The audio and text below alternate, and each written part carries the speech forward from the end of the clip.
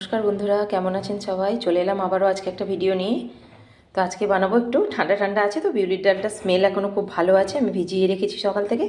তো এটা দিয়ে কী বানাবো বলো তো? অনেক কিছু বানানো যায়, দই বড়া, রস বড়া। আমি আজকে রস বড়া বানাবো, খুব ভালো লাগে খেতে। এটা কীভাবে বানাই তোমাদের দেখাবো।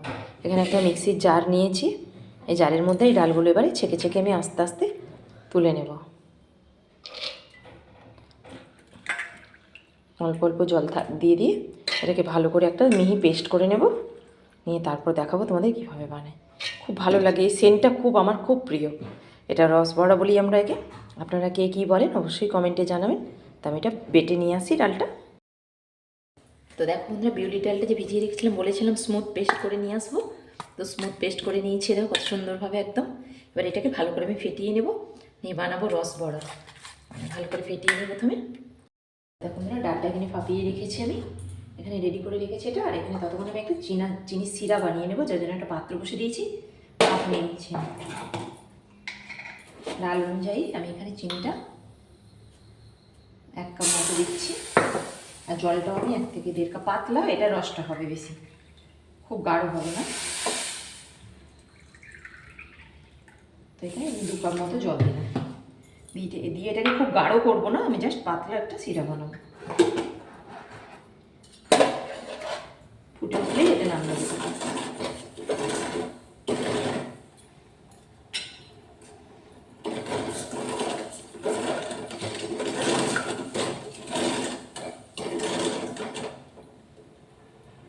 চিনি গলে যাওয়া পর্যন্ত নাড়াচাড়া করবো, তবে এতে কোনো এলাচ বা আদা কোনো কিছু ফ্লেভার দেবো না। বিউলির ডালে নিজের একটা ফ্লেভার আছে, ওটা ভালো লাগে, ও স্মেলটা তবেই পাওয়া যাবে, যার জন্যই রস বড়া খাওয়া।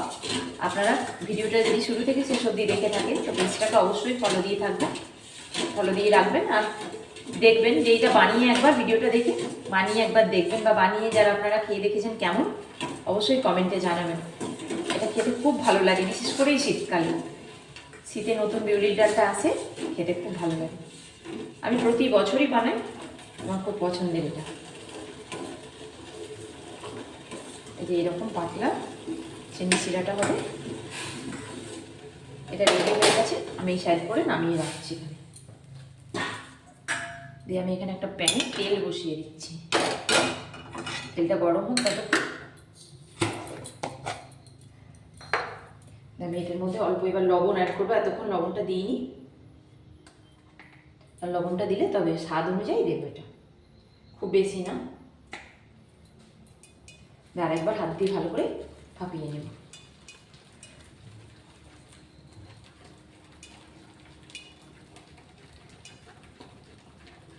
যত ফাঁপটা ভালো হবে তত কালারটা চেঞ্জ হয়ে যাবে, সাদা হয়ে যাবে আরও বেশি।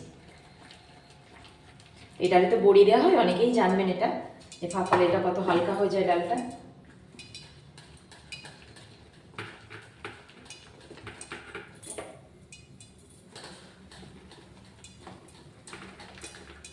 তো এটাকে আমি এবারে লবণটা টেস্ট করে নিয়েছি। এবার আমি গোল গোল আপনারা যেরকম সাইজে চাইবেন ছাড়তে পারেন। তেলের উপর দেখুন ভেসে আছে একদম, কত সুন্দর হয়।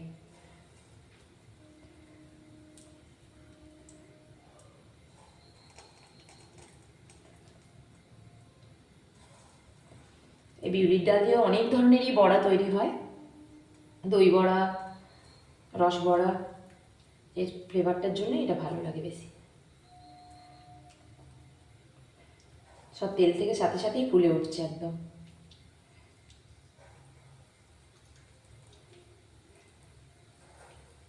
তো এইভাবে আমি বড়াগুলো সব ভেজে নেবো সুন্দর।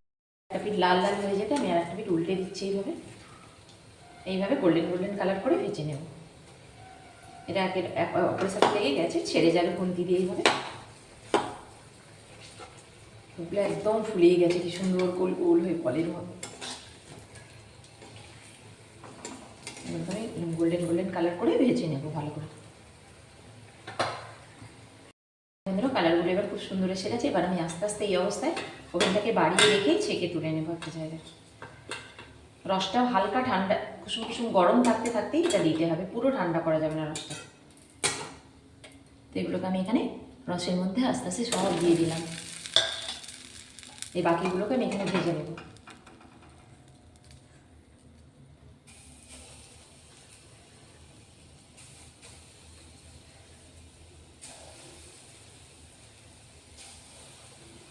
দুটো দিচ্ছি, একদম বড় বড় হয়ে যাচ্ছে সব।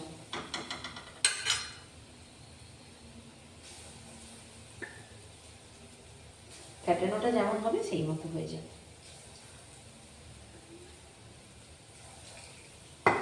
তো এগুলো বন্ধুরা লাল লাল করে ভেজে নিতাম। তো দেখো বন্ধুরা বাকিগুলো লাল লাল করে কত সুন্দর গোল্ডেন কালার করে ভেজে নিয়েছি একদম।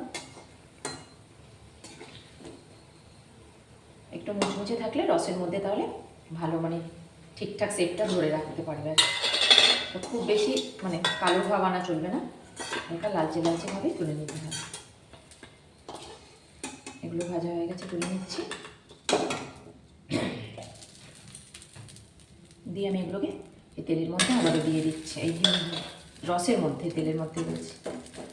গ্যাসটা আমি অফ করে দিচ্ছি।